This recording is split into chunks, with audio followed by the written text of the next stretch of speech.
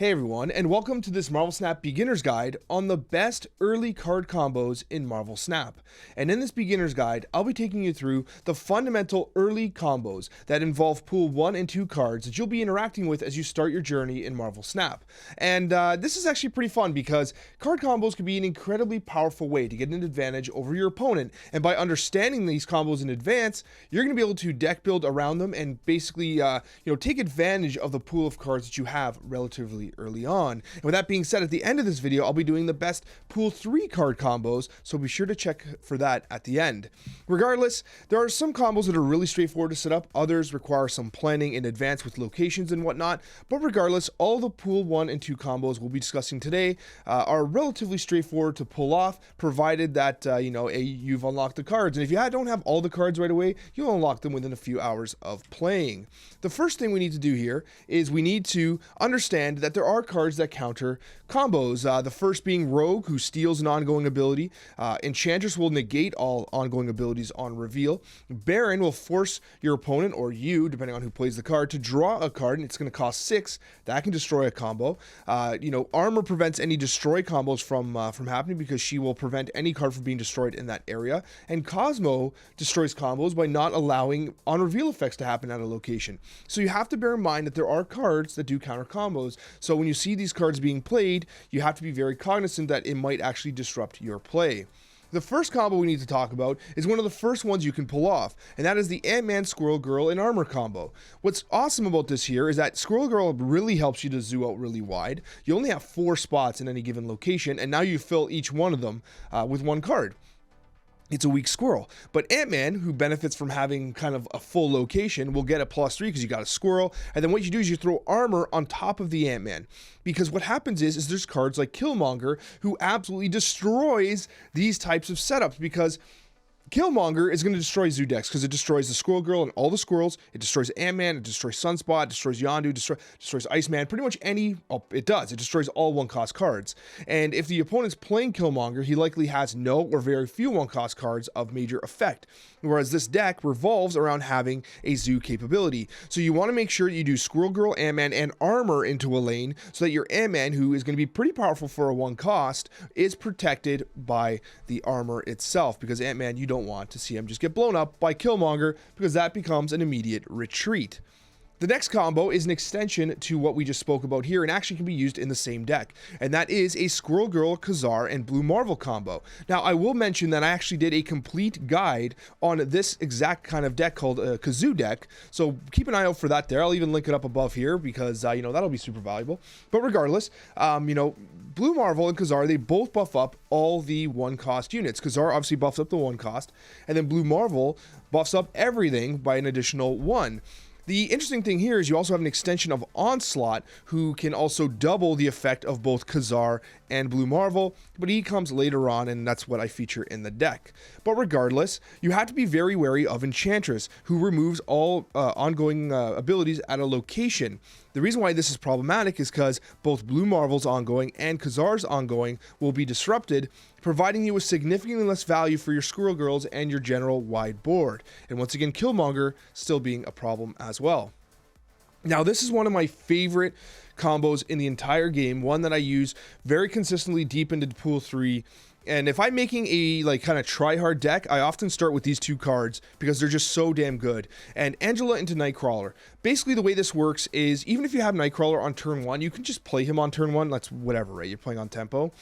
But if, let's say, you have Nightcrawler, you have Angela, and you have Lizard, for instance. So you have a turn 3 play where you can play 2 cards. What you'll want to do is you usually hold the Nightcrawler, you play Angela on turn 2, and then you play Nightcrawler into the Angela, which procs Angela with the +2. You play the next 2-cost card onto Angela, procs her again, so now she's already a 2/5 in one turn, and then you can move Nightcrawler out of that location and play another card there.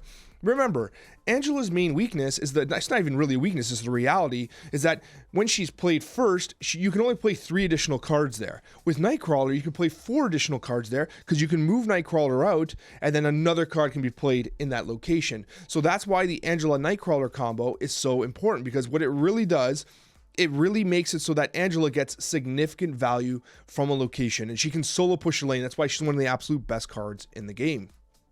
And then you have Hawkeye Medusa. Now, this one's a little tricky and a little risky, and I'll explain why. And again, we have to kind of really understand that we're talking about pool 1 and 2 cards, and our choices are often limited.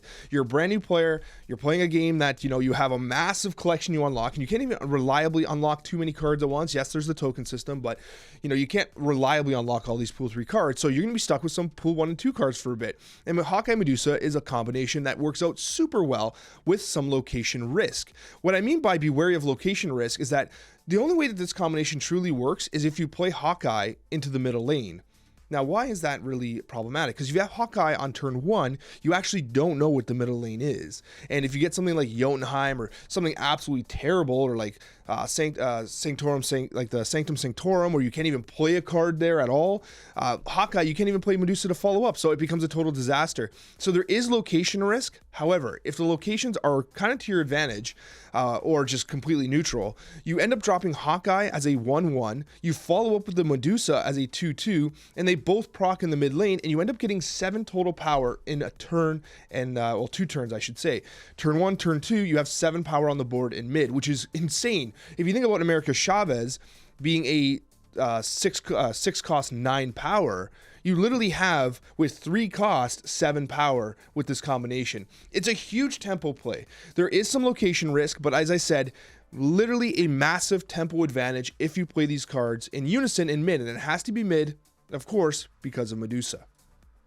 Now, I love this because it's not really a combo, but it's something I think that you really need to know. And that is that Colossus is an absolutely god tier card for you early on, because especially as you're starting to learn about the collection, you're learning about different locations and how to work around them. I did do a complete locations guide, by the way, I'll link it up above. But regardless, Colossus is super important too, because he negates tons of locations. He's infallible. Like Necrotia, the -2 power doesn't impact Colossus. He's basically a 2/5. Death's Domain, you can play there all you want. He doesn't die. Jotunheim, he's unaffected. Danger Room, he never gets destroyed. And Negative Zone, he's effectively a 2/6, which is insane if you think about it. A 2/6, wild, right? Maximus is a 3/7 and gives your opponent 2 cards for free in their hand. So it gives you an idea of how valuable that additional power is with someone like Colossus. And so I want you to kind of really understand that locations are part of the puzzle too, and Colossus really is like an insurance policy against really disadvantageous locations. All right, now we're into the meat and potatoes of some of the bigger pool 1 and 2 combos. Now the first is Odin and White Tiger, and also Wolfsbane, because a lot of people don't realize that Wolfsbane actually combos with Odin as well. The White Tiger Odin play is pretty straightforward. You play White Tiger on turn 5, a Tiger gets thrown out to one of the lanes there. It's a 50-50 shot as to which lane it lands in, regardless of the amount of slots available in either lane. And then you drop Odin on top of the White Tiger, and White Tiger procs again, sending an additional Tiger out to the lane. So basically for 5 cost, you get 14 power worth of Tigers into other lanes, while still having a 6/8 Odin who's pretty strong in his own right. What's interesting about Wolfsbane is if you play Odin on top of Wolfsbane, she actually pops up and re-procs the on reveal effect, increasing their power even further. So oftentimes, if you have a 2-slotted lane and you play Wolfsbane and they're a 3/3, for instance, and then you play White Tiger, and then you play Odin on top of that, the Wolfsbane will pop back up and become a 3/10 because it procs the 7 power again. So it's pretty cool to see that happen, and I mean 3/10 is pretty powerful as well, and you're getting a lot of value from the White Tiger. So this is an absolutely great combination you can consider pulling off almost immediately in your Marvel Snap experience. And then you have the Angel plus Carnage or Deathlock. Now, basically, Angel's a card that when any other card is destroyed, it flies out of your deck to replace it. This is cool for multiple reasons. 1, you get additional value on the board. A 1/2 is pretty cool. 2, it actually thins your deck. So this is something that I think a lot of players, especially if you're new to the game, might not fully appreciate. But thinning your deck is super valuable, because what it does is it makes your draw much more reliable. You draw the cards you want on curve much more reliably. You're more likely to draw that turn 6 play that you really want. So playing Carnage and Deathlock, who will destroy a card, and Angel comes flying out for free, it's just free value. With that being said, if you draw Angel, which is entirely possible, you end up just playing him as a 1/2, and basically the way it works is kind of like an opportunity cost. A 1 cost 2 is basically the baseline of 1-cost cards, and then based on their ability, this either goes up or down. And so you basically just negate, like it's just a 1-2, like you get no added benefit from it. So it's like a so-so tempo play that kind of just feels bad. But overall, if it's in your deck and you're able to kind of Carnage or Deathlock it out, you get incredible value. A very strong combo early on. And then similarly, you have the Bucky Barnes Carnage Deathlock combo. And also keep in mind that Angel gets pulled out as well. So if you play Bucky Barnes, when destroyed, a Winter Soldier is put in his place. Also bear in mind there's some locations that destroy cards, they'll do this for you for free.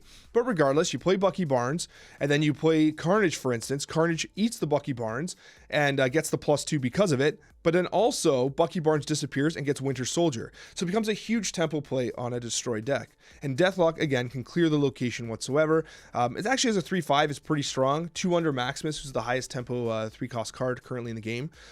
So Deathlock's a pretty strong card here, because oftentimes you can clear junk like Raptors from Savage Land or Squirrel Girls from, Central Park or whatever.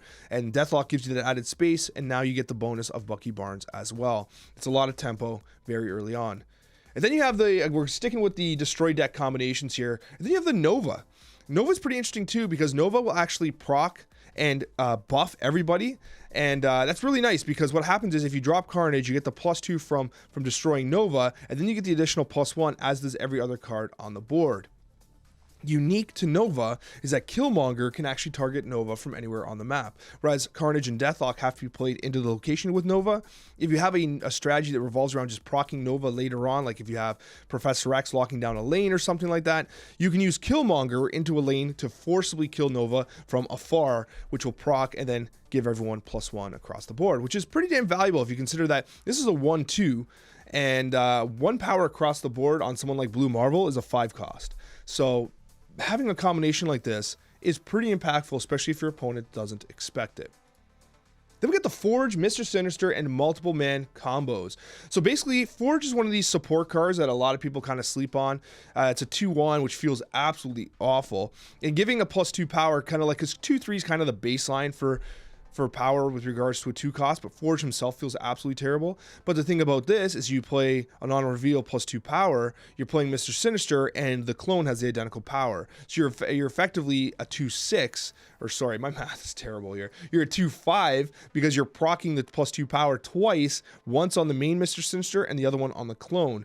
Now, the obvious disadvantage to this, and the reason why these decks aren't played very often, is because they're both 2-cost cards. So in order to do these combinations, both with Multiple Man and with Mr. Sinister, you're playing off tempo. If Mr. Sinister was a 2/3, was a 3/3 or 3/4, and he was a 3/4 or something like that, if they were just on the 3 kind of energy level, then maybe this combination would work a little better, because you mess up your tempo a little bit. You do get it back with this play here, but it's tricky. But Mr. Sinister benefits, and obviously Multiple Man can be great in move decks with Forge, because every time you multiply him, he maintains his power level, and he's getting the increased power from Forge, so this kind of pays dividends moving forward. It's one of the more I'm not going to say difficult, it's one of the more awkward combinations to play, simply because the energy levels don't work on tempo, but it is one that does exist. And then you got the Lady Sif, and Apocalypse combination. Now, Apocalypse is your early discard combo card, really. Discard synergy kind of builds into pool 3 as you find Hela and other cards that kind of work towards additional synergy with discard. So discard starts a little hit and miss, but Lady Sif will give you the opportunity to reliably hit your Apocalypse, which makes this a 6-cost 12, which is pretty huge. It's basically the Hulk, right? Except you are getting the additional synergy with discard. So if you have someone like Morbius who benefits from discarded cards, it's kind of tough early on, because you won't have that much of a collection to really take advantage of a discard mechanic. But with that being said, this is a very reliable combo that you need to be aware of, because as you start to build your collection out, being able to build a somewhat functioning discard deck is going to be something you're going to be capable of doing within a few hours, not few hours, maybe several hours of playing Marvel Snap. And then we got the Lizard and Enchantress combination. Now, this is interesting because Lizard is one of those debate cards where when you play, first of all, he's a 2/5, which is incredibly powerful for a 2-cost. And the ongoing ability, it's not even an ability, it's a disadvantage, that essentially if the opponent has 4 cards in that location, -3 power is applied to Lizard. He becomes a 2/2, which is exceptionally weak for a 2-cost card. And so what you can do is, first of all, Lizard's like Jabate. You play Lizard into a lane, and you're basically saying, hey, bring 4 cards to this lane, come at me, right? Like, you're kind of baiting the person into playing 4 cards in that lane. That's why Lizard really excels as a tempo card into like locations where it's very hard to zoo into a lane. Lizard is an advantageous card in that case. But let's say that they do zoo into the lane and they knock out his ongoing, and you play Enchantress. It removes all the ongoing effects from every card of the location, including the enemy and yours. That means that, let's say they have a blue Marvel on the other end, giving +1 to everybody. You knock it out with the Enchantress, but you also knock out the Lizard's -3. So Lizard pops up to 2/5 again. So this actually becomes a 7 power play on turn 4, because what you're doing is you're actually negating the disadvantage of having the Lizard being zooed on. So this is a pretty cool combination, especially when they play Ant-Mans, because they play Ant-Man and then you knock out Ant-Man. But if you have Ant-Man yourself, be very wary, because you're going to knock out the Ant-Man bonus. So you're actually completely negating, because Ant-Man gets +3 and he gets -3, so it's basically like the opposite. So be very wary of how you use Enchantress. Okay, Hulkbuster, Nightcrawler, and Multiple Man. I love Hulkbuster as a card because he's a pretty cool combo card that isn't exactly inherently obvious. The first thing about him is that the Hulkbuster will merge into the other card, but the other card maintains its ability. So Hulkbuster, if it goes on to Nightcrawler, so say Nightcrawler's alone in the lane, you play Hulkbuster, it attaches to the Nightcrawler, but you can still move it once. But now you merge the stats. So it's a 1/6 that can now move to another lane, which is super valuable because that's a 6 power swing, which is basically what Captain Marvel is. So it's a huge swing in power on your kind of, on your demand. Now it's important to remember that Hulkbuster will pick a random card at a location. So if you only have 1 card, it's much more it's fully reliable. If you have like 3 cards there, then like you're literally gambling as to what card he kind of connects to. But if you have 3 cards, remember, you're getting that additional value in the lane and still maintaining a slot on the board. So he's location efficient because he doesn't take up a slot. But it also has great synergy with like Nightcrawler or Multiple Man, because again, the 4+ power is added to the Multiple Man, and then the Multiple Man will continue to repeat and bounce back and forth and literally maintain that value that has been added with the Hulkbuster. So a very, very good combination. I've played decks with Hulkbuster, Multiple Man. Right now, the move decks are a little sus, but I think that Second Dinner's trying to buff them up a little bit. But basically, it is a really neat combination. All right, this one's a pretty wide one, and I actually did a complete beginner's guide on a deck that utilizes this combination. It's basically a pool 2 combination. You have Devil Dinosaur, which is an ongoing card that gives +2 power for each card in your hand. You have the Collector, where you get additional power for every card that enters your hand from anywhere except your deck. But what I will say is that in this particular deck that I was talking about, the Collector is more of like just a, it's a decent card, but he's not running up like crazy. It's the Devil Dinosaur that runs up like crazy. Because you have Sentinel, who adds a Sentinel to your hand, which obviously maintains the Devil Dinosaur's power and also gives a +1 to the Collector. Agent 13 maintains the Devil Dinosaur's power, also gives the Collector +1. Moon Girl keeps the Devil Dinosaur topped up, and obviously every single card that comes into your hand from Moon Girl +1's the Collector. That is the combination. You do have to remember a couple things with the Moon Girl, however. The first is that the cards are replicated left to right, which means that if you have Devil Dinosaur and he's on the left, you effectively get Devil Dinosaur 1 and then Devil Dinosaur 2. So on turn 5, you play 1 Devil Dinosaur. Then on turn 6, you play a second Devil Dinosaur, and they're like 5 12s, 5 14s, or 5 13s, or whatever it ends up being. It's an odd number, so it has to be odd. But anyways, you get what I mean. It like pops up quite a bit. So the Moon Girl will replicate left to right on your hand, and you basically just fill your hand under most circumstances, especially when you're playing cards like Sentinel, Agent 13, Cable's another one. So White Queen is another one I mentioned here. They're great combo cards that really ramp up, and I did do a complete beginner's guide for this deck as well, so check it out on the channel. All right, this one's kind of funny and I like it. So Storm's a great card because when you have Storm, you're able to bait a location with additional power before completely locking it down. I shouldn't say completely locking it down because cards can still move into it or be added, but it does make a situation where you kind of put some pressure on your opponent to challenge you in a location. And Star-Lord is a card that generally it feels terrible to play. Like, it's funny, recording my beginner guides deck series, I found myself very underwhelmed with Star-Lord at times, but other times he was absolutely god tier. And it's because that risk of playing a 2/2 is so bad, but a 2/5 is absolutely amazing, right?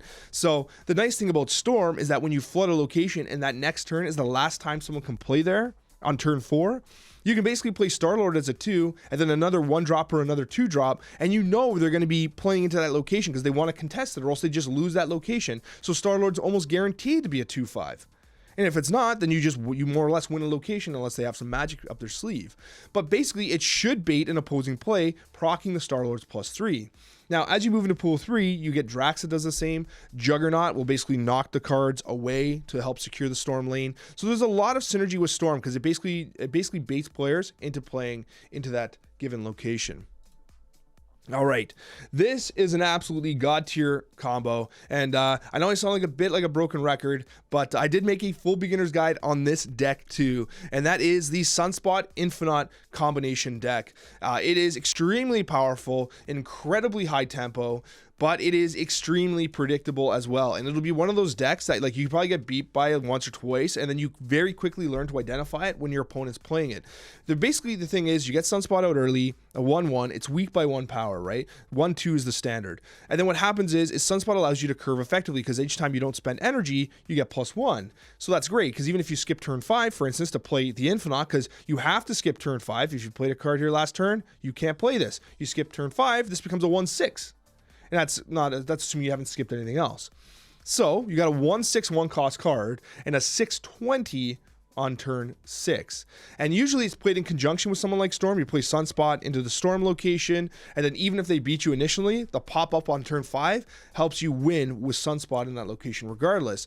And then you have the Infinite, who is just a massive, massive, massive card who is extremely hard to counter, with the exception of Shang-Chi. Now, the way it works here is you got to be very aware of the turn initiative. Based on the highlighted border of the player's name, if your name is highlighted, that means your card lands first. So if your Infinite lands first and they follow up with a Shang-Chi anticipating the play, the Shang-Chi will punch out the Infinite. However, if they reveal first, the combo doesn't work, because Shang-Chi will drop first and then hit nobody, and then the Infinite drops after. So when playing the Infinite Sunspot deck, it's very important you understand turn initiative and keep an eye for it on turn 6. It's also very important that you note that with this type of combination, you're only really contesting 2 lanes.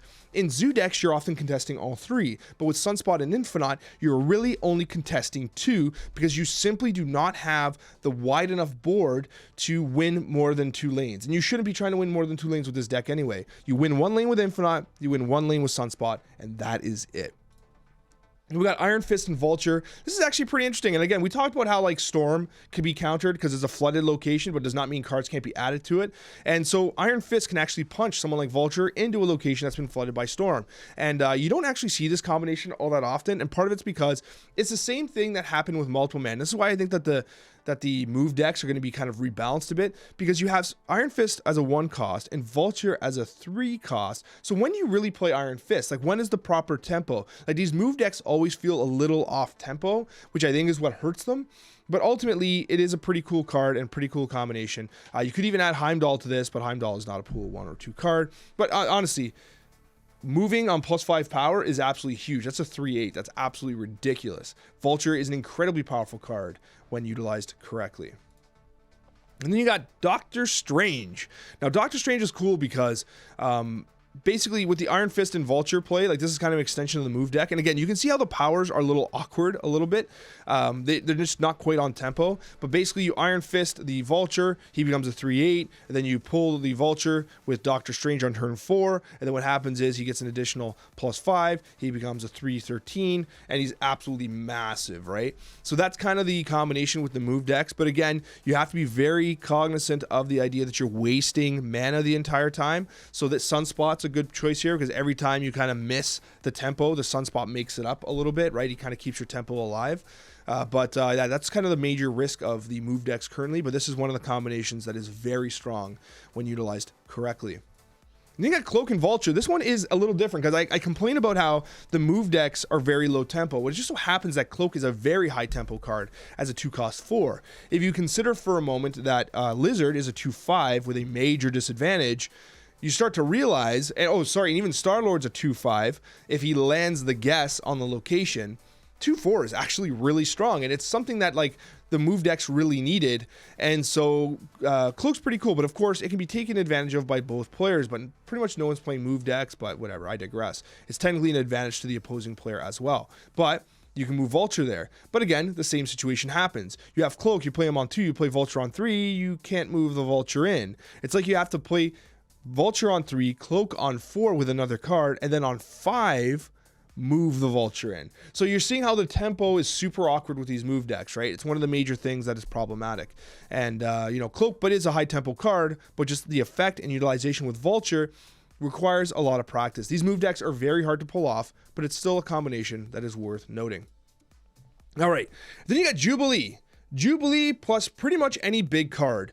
And the way this works is you have a Jubilee deck that essentially is designed to try and bait out any massive card for free. Well, not really for free. She's a 4-1, which is terrible.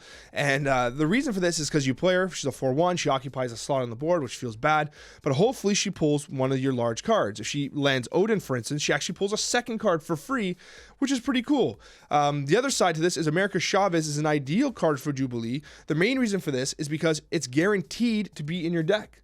It's guaranteed to be there on turn 4 because it always sits in your deck until you need to draw it, which is on turn 6 and not before. So Jubilee always has a chance to hit America Chavez because you can draw a Hulk, you can draw the Odin. That's one of the major things with Jubilee decks is you end up with like Jubilee and you've drawn all your big cards. You're like, uh-oh. If I Jubilee, I'm just going to draw one of my 1 or 2 costs. It's going to feel terrible, right?